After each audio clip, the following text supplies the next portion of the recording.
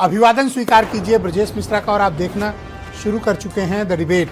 बहनों भाइयों, उत्तर प्रदेश में ब्राह्मण कम्युनिटी के जो भारतीय जनता पार्टी के एमएलए हैं, इनको पार्टी ने बहुत सख्त ताकीद की है कि अगर ये इकट्ठा हुए और इन्होंने कोई गुटबाजी करने की कोशिश की तो इनको बीजेपी में ठीक कर दिया जाएगा और इनके खिलाफ सख्त अनुशासनात्मक कार्रवाई की जाएगी। तो आखिर ब्राह्मण विधायकों की इस जुटान पर संगठन और भारतीय जनता पार्टी इतनी नाराज क्यों हो गई और क्या कारण था कि इन दिनों ब्राह्मण समाज जो बड़ी संख्या में सवर्ण कम्युनिटी का वोटर है उसको साइडलाइन कर दिया गया है। इन्हीं सब कारणों की समीक्षा करती हुई आज की डिबेट। बहनों भाइयों, भारतीय जनता पार्टी के विधायकों पर, ब्राह्मण विधायकों पर इमरजेंसी लगा दी गई है।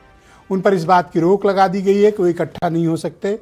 उन पर इस बात की रोक लगा दी गई है कि वो किसी तरह की इस तरह की जैसे कि पूर्व में उन्होंने बैठक की वो नहीं कर सकते और अगर करने की कोशिश की तो उन्हें ठीक कर दिया जाएगा। उनके खिलाफ अनुशासनात्मक कार्रवाई होगी और इसे पार्टी विरोधी गतिविधि माना जाएगा और इन सभी ब्राह्मण विधायकों के पर कठोर कार्रवाई की जाएगी। उत्तर प्रदेश में भारतीय जनता पार्टी के अध्यक्ष पंकज चौधरी ने इन विधायकों को बहुत सख्त तौर पर ताकीद किया है कि अगर ये दोबारा इकट्ठा हुए, मिलने की कोशिश की, कोई बैठक करने की कोशिश की तो इनके खिलाफ सख्त से सख्त कार्रवाई की जाएगी। अब हुआ क्या?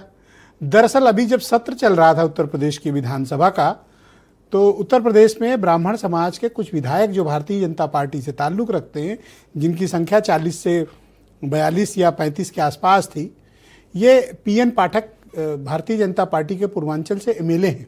बड़े प्रभावशाली व्यक्ति हैं और लखनऊ से लेकर दिल्ली तक उनका काफ़ी इकबाल है। उन्होंने अपने घर पर एक आयोजन रखा। उस आयोजन में केवल ब्राह्मण विधायकों को उन्होंने बुलाया।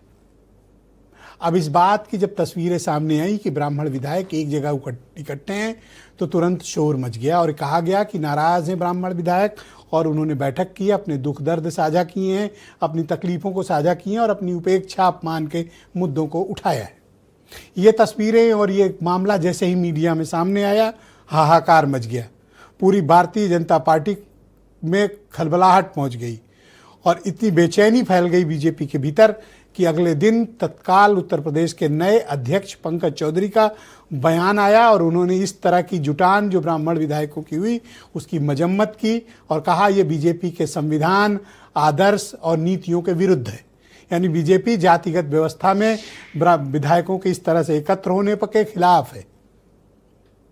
लेकिन जैसे ही प्रदेश अध्यक्ष की तरफ से इस बात की सख्त हिदायत उत्तर प्रदेश के बीजेपी के विधायकों को, ब्राह्मण विधायकों को दी गई, बहनों भाइयों, इनमें से एक दो को छोड़ दें तो अधिकांश विधायकों की घिघी बन गई और वो बोलने से क्या, मिलने से भी एक दूसरे से परहेज करने लगे।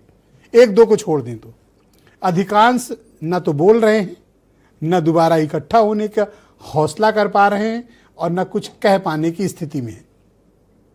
ब्राह्मण विधायक भले ही इस अपमान के घूंट को बर्दाश्त कर गए हों, इस बेइज्जती को बर्दाश्त कर गए हों, लेकिन ब्राह्मण कम्युनिटी ने तुरंत रिएक्ट किया। सोशल मीडिया पे हाहाकार चला।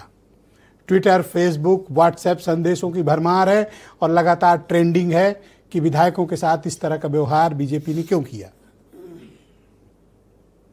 ऐसी इमरजेंसी क्यों लगा दी गई ब्राह्मण विधायकों पे? ऐसा क्या कर रहे थे वो? ये विचारणीय राजनीतिक सामाजिक प्रश्न है कि आखिर इन विधायकों की मंशा क्या थी और बीजेपी ने इनके ऊपर इतना ओवर रिएक्ट क्यों किया? क्या और कम्युनिटी की बैठक नहीं होती? होती है। क्या और समाज के लोग, विधायक, सांसद, जनप्रतिनिधि एकत्र नहीं होते? होते हैं। तो फिर ये इकट्ठा हुए तो इस पर इतनी हाय तौबा बीजेपी के नए अध्यक्ष ने क्यों मचाई? क्या ये विधायक कोई राजनीतिक साजिश रच रहे थे या ये विधायक कुछ बड़ा गड़बड़ करने जा रहे थे या इन विधायकों के इकट्ठा होने से बीजेपी के अध्यक्ष बेचैन हो गए हों? ऐसा क्या हुआ है? कुछ तो हुआ है जो अभी तक जिसका सार्वजनिक प्रकटीकरण नहीं हुआ है। लेकिन इन विधायकों के जो इकट्ठा हुए थे, इनकी खामोशी, इनकी चुप्पी और इनका पीछे हट जाना भी आलोचना का सबब बना हुआ है कि जब इतना डर था तो इकट्ठा क्यों हुए थे और जब इकट्ठा हुए थे तो अपने काज को, अपने कारण को भी स्पष्ट करना चाहिए था।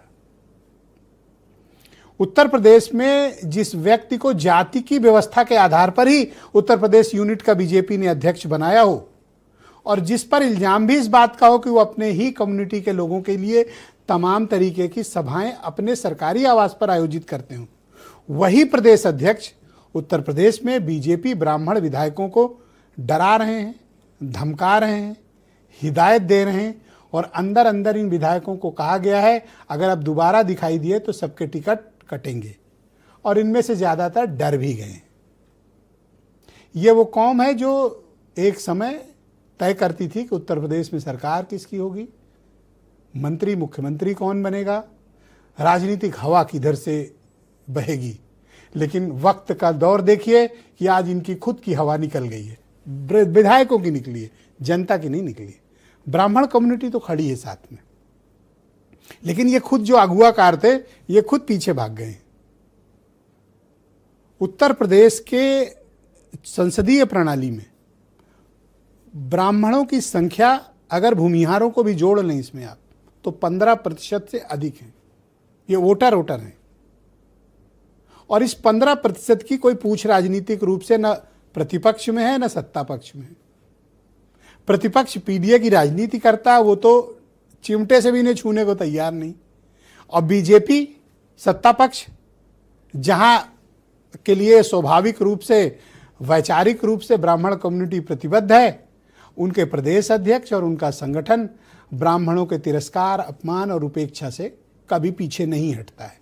ये भी एक कठोर सच्चाई है। तो तमाम लोग ये कहते हैं कि ब्राह्मणों के पास विकल्प क्या बचा है। शायद उनका यही अछूत होना उनके लिए राजनीतिक रूप से भारी पड़ रहा है और यही कारण है कि जिस मुखरता के साथ विधायक एकत्र हुए, जनता तो साथ रही, लेकिन वो विधायक अपना अपना टिकट बचाने के लिए खुद ही उल्टे पांव भाग निकले।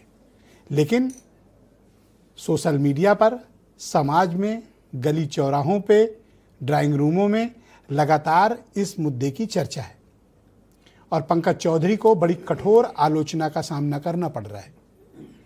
जिस मसले को लेकर कभी उत्तर प्रदेश में ऐसे मामले नहीं उठे, पंकज चौधरी ने वो काम कर दिया जिससे पूरे ब्राह्मण समाज में ज़बरदस्त उनके प्रति रोष और नाराज़गी है, जिसका गलत संदेश समाज में गया और इसका खामियाजा बीजेपी को उठाना पड़ सकता है। तो आज चर्चा इसी विषय की करेंगे। आप कुछ बयान सुन लें। देखिए, भारतीय जनता पार्टी सर समाज की पार्टी और इसमें किसी को भी हमारा संविधान परमिशन नहीं देता है कि भारतीय जनता पार्टी के जनप्रतिनिधि कोई भी जाति आधार पर बैठक करें। इसलिए हमने एक सूचना उनको चेतावनी भी दिया हूं, बात भी किया हूं और आगे से निर्देश दिया हूं कि ऐसे प्रकार की कभी कोई बैठक ना हो, क्योंकि पार्टी के खिलाफ होगा। ये भारतीय जनता पार्टी के लोग जातवाद फैलाते हैं और अगर ब्राह्मण समाज के लोग अलग मीटिंग कर रहे हैं तो हम तो कहेंगे उनसे सब लोग समाजवादी पार्टी में आ जाएं, उन्हें पूरी तरह से सम्मान मिलेगा। भारतीय जनता पार्टी में पूरी तरीके से ब्राह्मण अपने आप को उपेक्षित है। पूरी तरीके से ब्राह्मण वहां पर सताया जा रहा है, परेशान है और वहां पर असुरक्षित है। मैं तो नहीं कहना चाहूँगा कि ब्राह्मण समाज को स्टैंड लेना चाहिए और इस्तीफा देना चाहिए। इस्तीफा देकर मजबूती से खड़े हों। कांग्रेस पार्टी उनका स्वागत करेगी, अभिनंदन करेगी।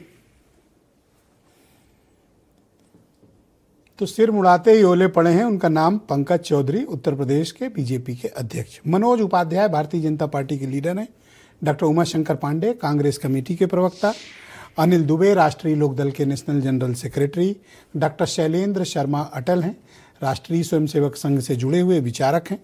संतोष पांडे उत्तर प्रदेश में समाजवादी पार्टी के पूर्व विधायक मेरे साथ मौजूद हैं। सर्वेश पांडे मेरे साथ कार्यक्रम का हिस्सा हैं, ये सवर्ण आर्मी के संस्थापक हैं। और वीरेंद्र सिंह जी हमारे स्टेट हेड, आप सभी का शुक्रिया और धन्यवाद हमारे साथ कार्यक्रम में जुड़ने के लिए।